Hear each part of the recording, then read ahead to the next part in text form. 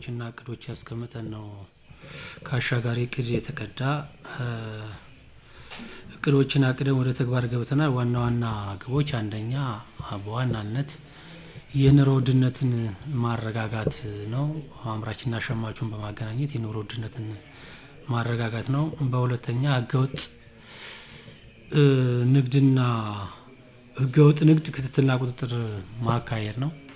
በሶስተኛ ደረጃ የነጋዴውን ማህበረሰብ የንግድ ሽፋን ማሳደግ ነው። በአራተኛ ደረጃ የሀገር ውስጥ ወይም የመደበኛ ምርት ትስስሮችን አቅም በማጎልበት እነሱን እንዲሰፉ ማድረግና በርካታ ግቦችን አስቀምጠን እያከናወንን ያለበት ሁኔታ እንዳለ ኑሮ ውድነት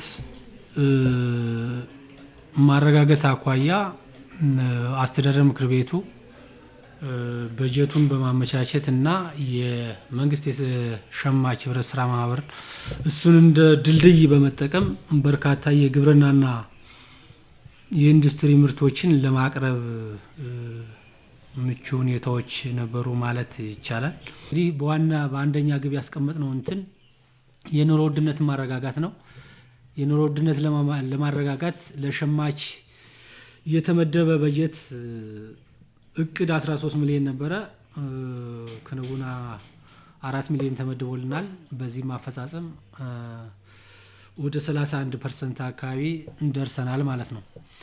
ከዚህ አኳያ ለሸማች የቀረበ የግብርና ምርት እቅድ 6508 ኩንታል አቅረብ ተችሎ 540 ኩንታል አቅርበናል።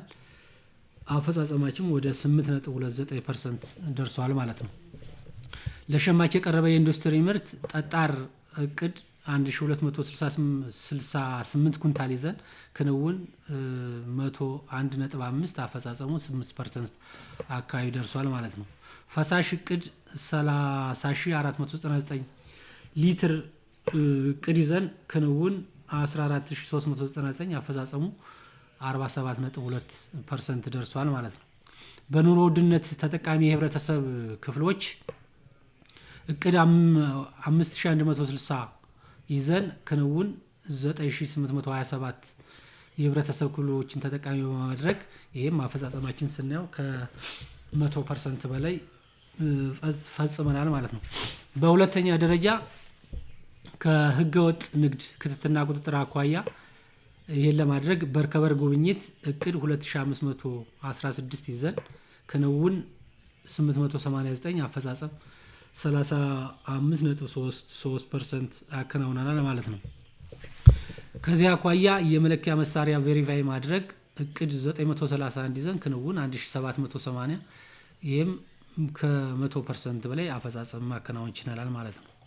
የመለኪያ መሳሪያ ኢንስፔክሽን 4478 ይዘን ክንውናችን 3940 አፈጻጸም 87.98 ወሰዱ። አስተዳደራዊ እርምጃዎች ወደ 104 የሚሆኑ የንግድ ማህበረሰብ ክፍሎች ተደራሽ አድርገናል። ይሄም የጽሁፍ ማስጠንቀቂያ 96 እሸጋ 8 በማከናወን የተገኘ ውጤቱን ማለት ነው ወደ ንግድ መረቡ እንዲገቡ ማድረግ 78 የነጋዴ ክፍሎችን ደረሰኝና የዋጋ ዝርዝር እንዲለጥፉ በማድረግ ወደ 26 የሚደርሱ በህገወጥ ሲንቀሳቀሱ የተያዘ ምርት ደግሞ ወደ 256 ሊትር የሚሆን ቤንዚን ተይዞ ወደ መንግስት ካዝና እንዲገባ ተደርጓል ማለት ነው። በሶስተኛ ደረጃ የንግድ ሽፋንን ከማሳደግ አኳያ እንግዲህ ዋናው እድሳትን የነጋዴ ፍቃድ እድሳት እንዲካሄድ ማድረግ ነው። በ6 ወሩ 552 እቅድ ይዘን ክንውን 475 አፈጻጸማችን 85% የደረስንበት ሁኔታ አለ። ቀጥሎ አዲስ ፍቃድ መስጠት ነው። እቅድ 110 ይዘን ክንውን 76 አፈጻጸም 69%። አዲስ ምዝገባ እቅድ 104 ይዘን ክንውን 56 አፈጻጸማችን 53.84%። ጅምላ ነጋዴ እቅድ 8 ይዘን ክንውን 9 አፈጻጸሙ ከ100% በላይ እንደደረሰ መያዝ አለበት። የነጋዴ ቁጥር ከማሳደግ አኳያ እቅድ 1320 ይዘን ክንውን 1176 አፈጻጸም 89%። የስራ ዕድል ፈጠራ እቅድ 104 ይዘን ክንውን 62 አፈጻጸም 59.6% ደርሰናል ማለት ነው። በአራተኛ ደረጃ የሀገር ውስጥ ምርት ትስስር ከማካሄድ አኳያ አንደኛ ብርና ያገዳ ሰብሎች ናቸው። እቅድ 4125 ኩንታል ይዘን ክንውን 2531 አፈጻጸም 61.35% ነው። የጥራጥሬ ሰብል እቅድ 107 ክንውን 250 አፈጻጸም 23.36%።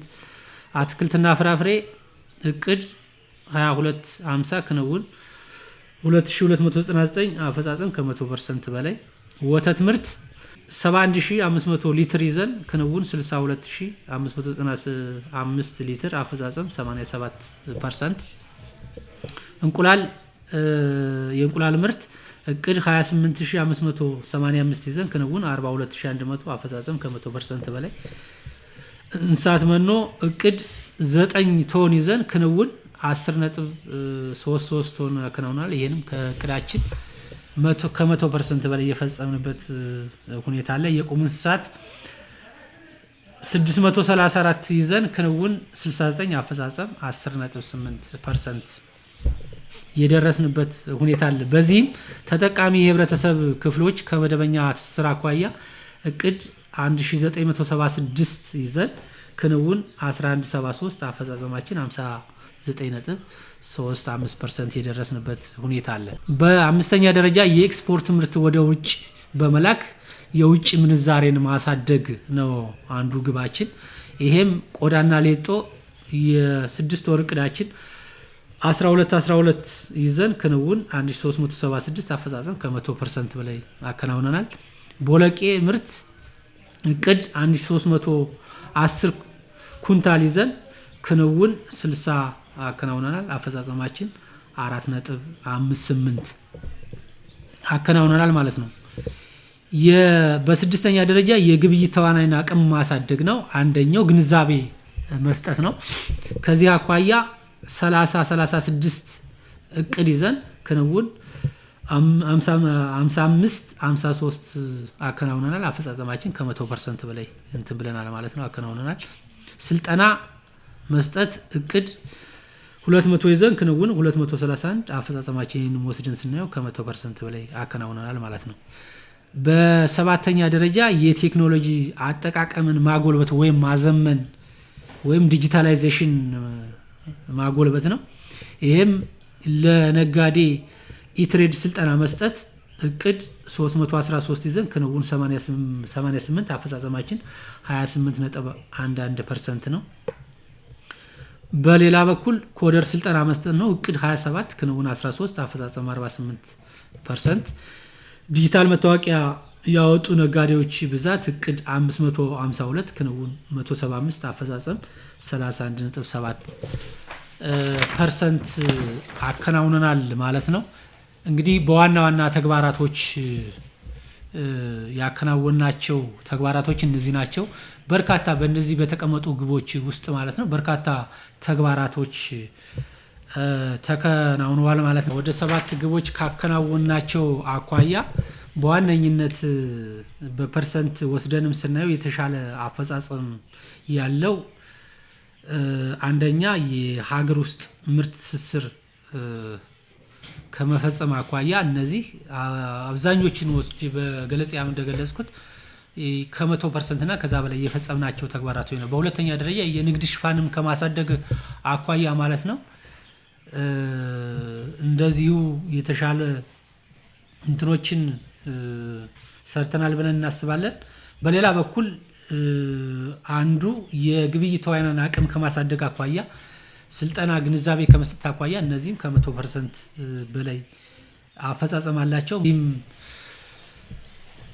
ምክንያት ማለት ነው በርካታ የግብርናና የእንስሳትና እንስሳት ተዋጽኦ ምርቶችን እንዲቀርቡ አድርገናል። በኢንተርፕራይዝ የተደራጁ ወጣቶችን ወደ ገበያ ማዕከል መጣው የማስተሳሰር ስራዎችን እየሰራን እንገኛለን። ለሚመለከተው አካል ማለት ነው በተዋረድ የምንፈጥርበት ሁኔታ አለ። ከዚህም ጋር ተያይዞ ማለት ነው አላግባብ የዋጋ ጭማሪ የሚፈጥሩ ነጋዴዎችን ማለት ነው ክትትልና ቁጥጥር ቅድም በርከበር ኢንስፔክት ቬሪፋይ ብለን የገለጽናቸው እነሱ እንትኖች የህገወጥ ንግድ ክትትልና ቁጥጥር ማሳለጫ መሳሪያዎች ናቸው። እነሱንም በማድረግ ማለት ነው በርካታ ስራዎችን እያከናወን ያለንበት ሁኔታ እንዳለ ነጋዴ ማህበረሰቡ ወይም ሸማችና አምራቹን የራሱን የቻለ መርህና አሰራር አለው። ስለዚህ ከነጋዴ ማህበረሰቡ የማስተላለፈው መልእክት አንደኛ በተቀመጠለት መሰረት ማለት ነው በደረሰኝ ምርቶችን የመሸጥ የዋጋ ዝርዝር መለጠፍ ያላግባብ ዋጋ ጭማሪ ከማድረግ መቆጠብ ማድረግ አለበት ብዬ መልእክት አስተላልፋለሁ። ከሸማቹ ማህበረሰብ ደግሞ ማንኛውም ማህበረሰብ ለሚገበየው ምርት ደረሰኝ የመጠየቅ ጊዜው ያለፈበት መሆኑን ማረጋገጥ ያን ሆኖ ደግሞ ያላግባብ የዋጋ ጭማሪ ካለ ደግሞ ማንኛውም ሸማች ማህበረሰብ ለንግድ ተቋሙና ለሚመለከታቸው አካላት ጥቆማ የመስጠት ያን ጥቆማ ደግሞ የንግድ ተቋሙ ተከታትሎ አስተማሪ የሆነ እርምጃ ለመውሰድ ሁሉም ተመጋጋቢ የሆነ ስራዎችን ለመስራት ጥቆማ የመስጠት በጋራ የመስራት ህገወጥ ንግድ ለመከላከል የአንድ ድርሻ ብቻ ሳይሆን የሁሉም ተቋም ስለሆነ ይሄ የሚመለከተው ሁሉ ማለት ነው ይሄንን ለንግድ ተቋሙ ጥቆማዎችና የመስጠት ሁኔታዎችን ማድረግ አለበት።